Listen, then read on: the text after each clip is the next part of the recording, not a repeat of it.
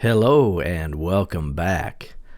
Today we're looking at a really cool G&L ASAT special from the 90s, and this is the bowling ball blue finish, which I think is really cool looking and interesting.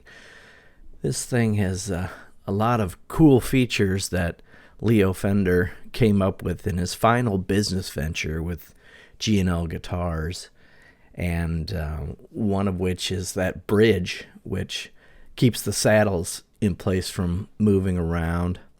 Another is the pickups, the MFD pickups we'll talk about in a minute. But it's just a really great looking guitar, I think. I picked this up in Atlanta, and they're really hard to find these days. I mean, G&L guitars aren't nearly as prolific as Fenders, of course, but just love the accompaniments and the pearloid pickguard along with that blue swirly finish on this thing. Another nice feature is the way that they hang the headstock when they finish it. Well, I guess not neat feature, but it's interesting nonetheless. And I also like the way that they do their input jack. I think it's a really graceful design you'll see here. Yeah, isn't that cool looking? I just love these guitars, and they sound and play great.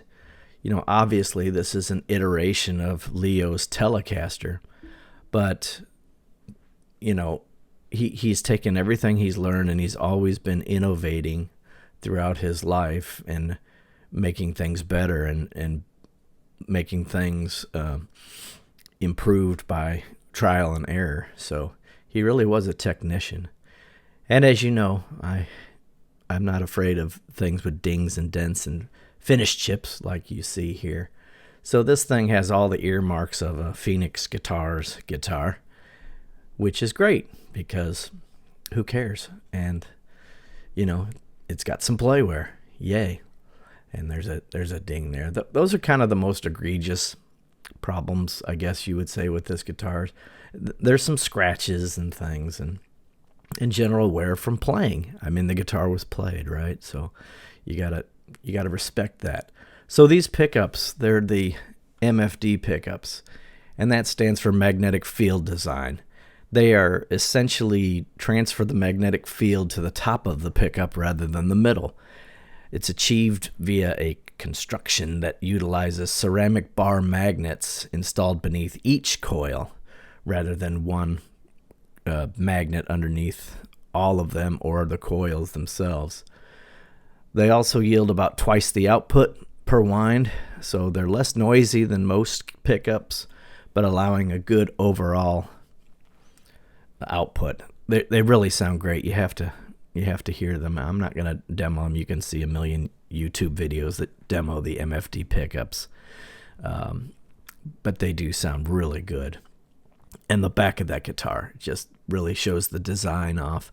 You know, my lighting on these pictures isn't so great. I'm still working on my lighting. I don't know. You know, I put the white sheet on the background to kind of help with that. But there you see that beautiful grain on the neck there. It's really sweet, and you see that dot on the back of the neck, which is kind of cool. That's where they hang the neck. They have a post, you know, a dowel sticking out of that. How they hang the neck when they produce them. G&L has some really great videos of their production, and they actually made Philip Knight a custom guitar, and they went through the whole process of that, which is pretty cool. You can see a better shot of that little filled hole where they had that dowel sitting. So it's kind of part of the manufacturing process, which is neat, I think, you know. And there's the serial number. So I'm dating this. I think it was sold as a 94, but it might be a 92 or 94. They're kind of tough to date. You could take the heel, the neck off and look at the heel, and I think that's supposed to say But honestly, I just haven't bothered to do that. I mean, I know it was a 90s design, and I actually talked to the guys. I commented on that video, one of G&L's videos, and they mentioned, oh yeah, those bowling ball designs were very popular in the 90s. So they're a responsive bunch of guys, and they're keeping the legacy of G&L alive and staying true to Leo's designs. That's interesting to note that the string trees typically only have the B and the E strings covered. I have mine 69 telly. The G was slipping out even though I had it wound down. So I had to put an extra string tree in that thing so it wouldn't pop out when I was bending and things. You can see there's wear on the neck there at the bottom, or 7th, 10th frets. But it doesn't affect playability at all. It looks like it might, but it does not. It's more cosmetic than like a big divot or anything like that. And it's just a really nice maple neck with those black dot inlays. And those swirls just, I love them. They're great. You can see that control plate has some scratches in it and things. But there you have it. It's a really fantastic designed guitar. It plays great. It sounds really good. It sounds unique. It does not sound like single coils. It doesn't sound like a Telly. It doesn't sound like a Strat. It doesn't sound like P90s. It doesn't sound like a humbucker. It's just kind of, it's got its own spot. And I think that really makes this particular guitar unique among the other features that he has there. So thanks for stopping by. Have a great day.